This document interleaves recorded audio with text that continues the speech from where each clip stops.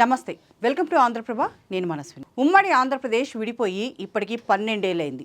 ఇంకా శాశ్వత రాజధాని లేదు. రాజధాని అంటే ఒక రాష్ట్ర అభివృద్ధికి సూచన. ఆ ప్రాంతం ఎంతగా అభివృద్ధి అయిందన్నది బేస్గా చేసుకునే రాష్ట్ర ఆర్థిక స్థితిని అంచనా వేస్తారు. విభజన సమయంలో హైదరాబాద్ను కోల్పోవడం ఏపీకి ఆర్థికంగా తీవ్ర దెబ్బ అని చెప్పుకోవచ్చు. అలాంటిది అంతే వేగంతో కొత్త రాజధానిని నిర్మించుకోవాల్సిన అవసరం ఉంది. కానీ దురదృష్టవశాత్తు ఈ ప్రాంతం రాజకీయ క్రీడల్లో చిక్కుకుంది.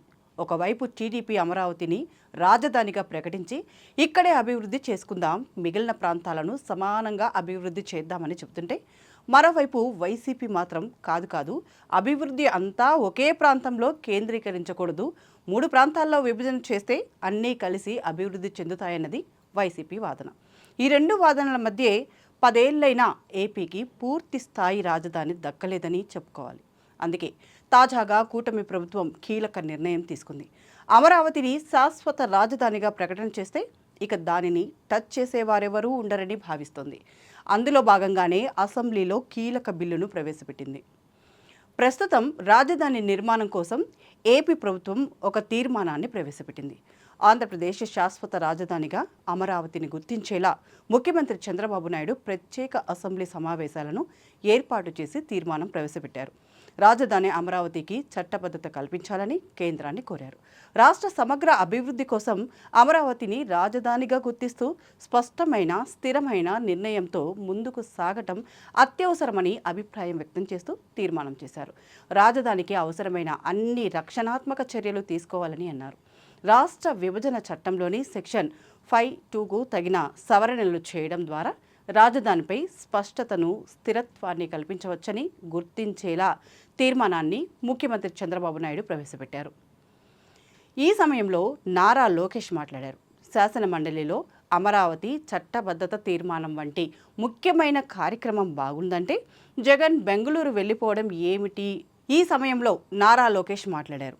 శాసన మండలిలో అమరావతి చట్టబద్ధ తీర్మానం వంటి ముఖ్యమైన కార్యక్రమం జరుగుతుంటే జగన్ బెంగళూరు వెళ్ళిపోవడం ఏంటి అని ప్రశ్నించారు. జగన్కు ఆత్మతో మాట్లాడే అలవాటు ఉందని, రాత్రి ఆత్మ ఏం చెప్తే ఉదయాన్నే అది మాట్లాడతారని విమర్శించారు. బహుశా జూమ్లో వస్తాడేమో సెటైర్లు వేశారు. వైఎస్ జగన్ పరామర్శల పేరుతో వివాదాలు సృష్టిస్తున్నారని మండిపడ్డారు. శనివారం ఉదయం 11 గంటలకు సమావేశాలు పెట్టామని ఆ 11 మంది ఎమ్మెల్యేలు సమావేశానికి వస్తే బాగుండేదని అభిప్రాయపడ్డారు. ఇక ఈ చట్టం పార్లమెంటుకు వెళితే అక్కడ అన్ని పార్టీలు మద్దతిస్తాయని, ఇప్పటికే దేశవ్యాప్తంగా పార్టీలు దీనికి సముఖత చూపాయని మంత్రి లోకేష్ తెలిపారు. ఒకవేళ పార్లమెంట్లో ఎవరైనా వ్యతిరేకించారంటే అది వైసీపీనే అవుతుందని విమర్శించారు. అసెంబ్లీలో ఈ తీర్మానం ఆమోదం పొందిన తర్వాత కేంద్ర హోంశాఖకు పంపుతారు. ఆ తర్వాత న్యాయశాఖ పరిశీలనకు వెళ్తుంది. తర్వాత పార్లమెంటు ఆమోదానికి వెళ్ళనుంది. అక్కడ ఆమోద ముద్ర పడితే ఇక రాష్ట్రపతి సంతకమే తరువాయి. ఆ తర్వాత దీనికి చట్టబద్ధత లభిస్తుంది. ఈ విషయంపై కేంద్రంలోని బీజేపీ పెద్దలకు నెల క్రితమే సీఎం చంద్రబాబు వివరించారు. అమిత్ షాను కలిసి చట్టబద్ధతకు సంబంధించి అన్ని విషయాలను వివరించారు. ఇక ఇందులో కేంద్రం గతంలో కొన్ని న్యాయపరమైన చిక్కులను ప్రస్తావించింది. వీటిని కూడా క్లియర్ చేసి పంపడానికి కూటమి ప్రభుత్వం అంగీకారం తెలిపింది. కాబట్టి ఇక తీర్మానానికి ఎటువంటి అడ్డంకులు ఉండవని చెప్పుకోవచ్చు. మరి ఇప్పటికైనా అమరావతి అభివృద్ధి సజావుగా సాగుతుందా అన్నది తెలియాల్సి ఉంది. తెలంగాణలో కేసీఆర్ అధికారంలో ఉన్నప్పుడే సచివాలయం నిర్మాణం పూర్తయింది. అత్యాధునిక హంగులతో సుమారు 900 కోట్లతో దీన్ని నిర్మించారు. ఇప్పటికిప్పుడు కొత్త సచివాలయం అవసరం లేకున్నా వాస్తు కారణం చెప్పు మరేదైనా సరే అనుకున్న పనిని పూర్తి చేశారు. ఇది ఒక అత్యవసరం కాదు, జస్ట్ ఆప్షన్ అయినా కేసీఆర్ పూర్తి చేసి చూపించారు. కానీ ఏపీకి ఆప్షన్ కాదు, అత్యవసరం అయినా కూడా ఇప్పటికీ శాశ్వత నిర్మాణం ఒక్కటీ లేదు.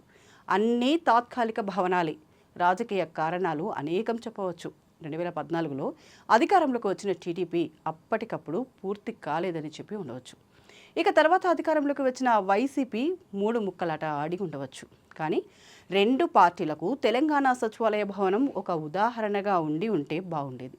కనీసం ఒక్క శాశ్వత నిర్మాణమైనా అక్కడ ఉండేది. ఇక మొత్తానికి ఇప్పటికైనా కూటమి ప్రభుత్వం అమరావతిని అభివృద్ధి చేస్తుందా అన్నది తెలియాల్సి ఉంది.